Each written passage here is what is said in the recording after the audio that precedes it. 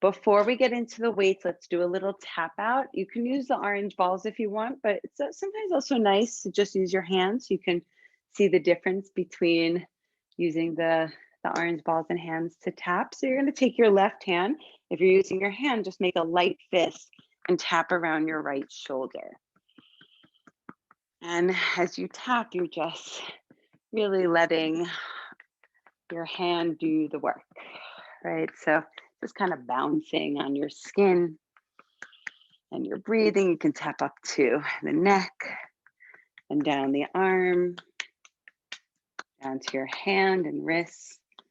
And don't forget about your armpit, chest, the right lung. And then we go to the other side. So use a light right-handed fist. You tap around the shoulder. Your hand is just kind of bouncing. You don't have to think too much about moving it. It's just kind of doing it on its own almost.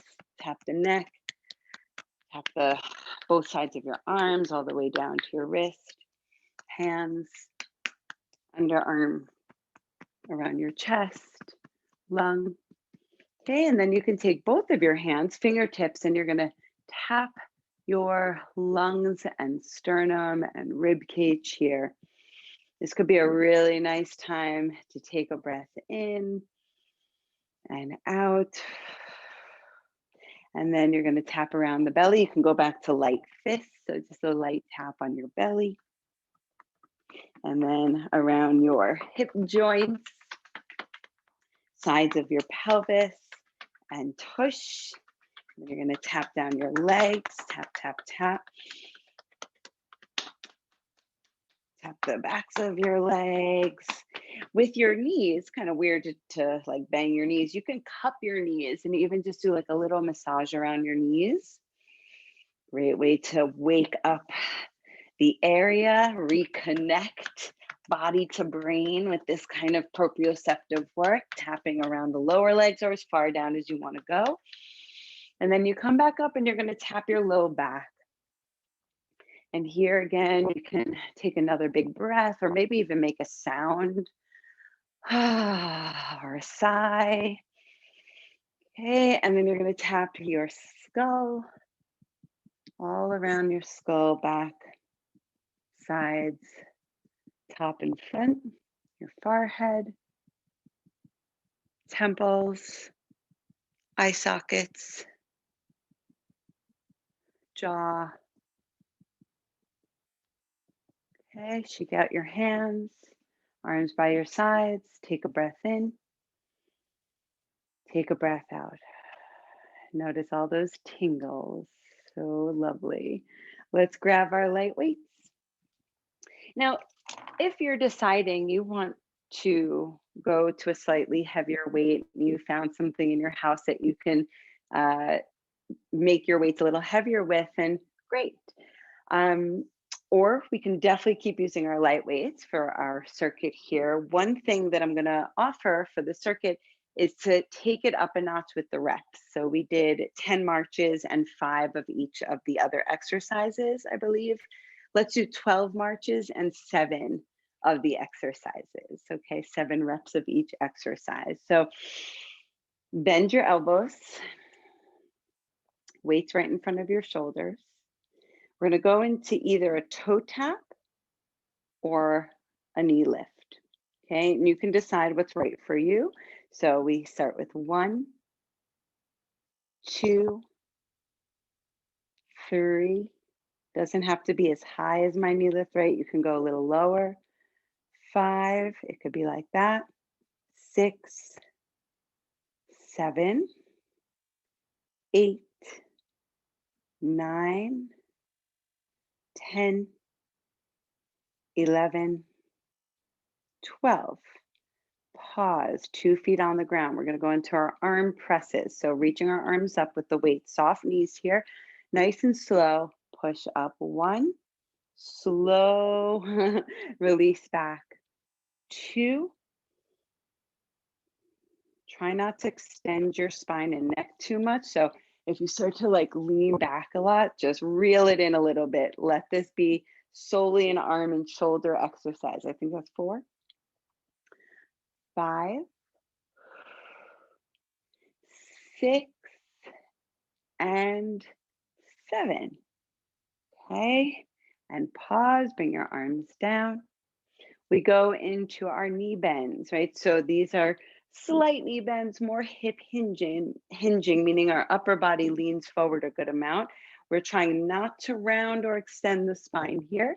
So here we go. We start to bend our knees, our weight shifts back, our pelvis shifts back, and we lower our weights close to the floor, push into the feet to stand back up.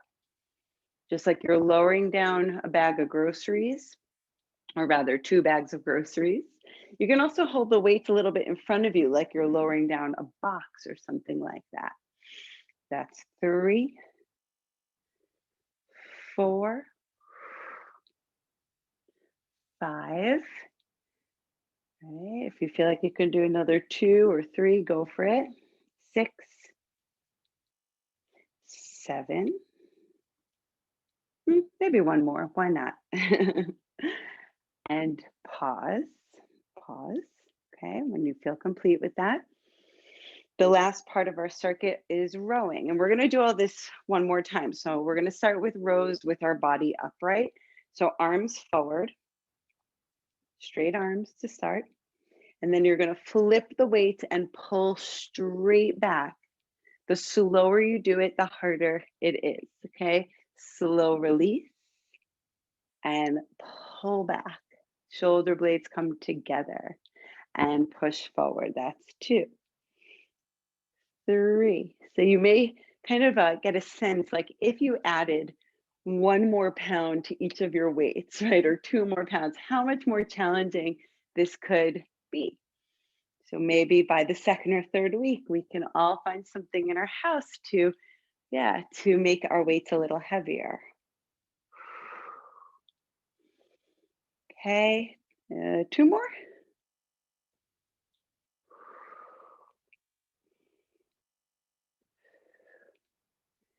And rest.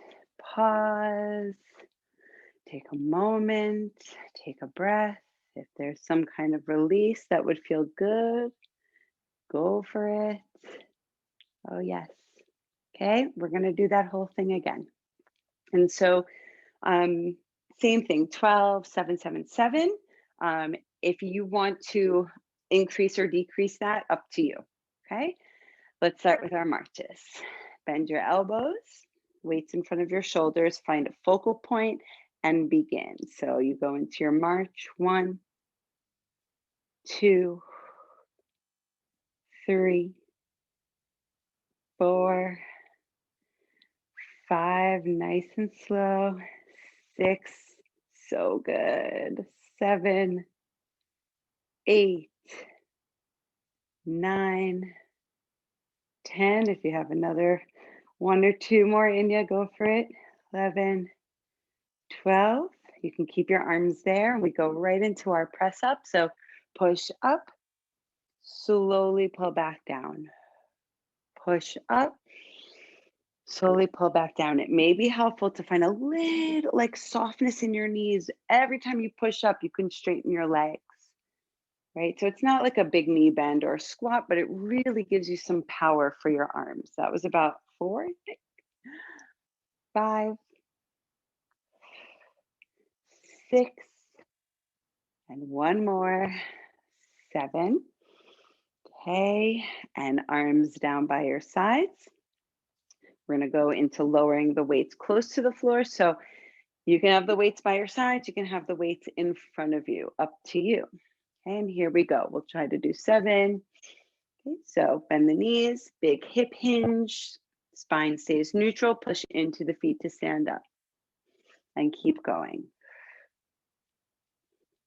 Right, slow on the way down. And you can try slow on the way up. Holy moly, that really changes it. 4, 5, you got it. 6, and 7. All right, last part of this. Now, option. So you can stick with the rows like this, upright, or you go into your hip hinge. So slight knee bend, upper body leans forward, and we're taking our body into deeper into the pull of gravity. So it makes our rows a bit tougher. And you can be like here, you can be a bit more upright, you can be totally upright when we do 7. So choose where you want to go and row. You got it. 3. So strengthening for the back. 5,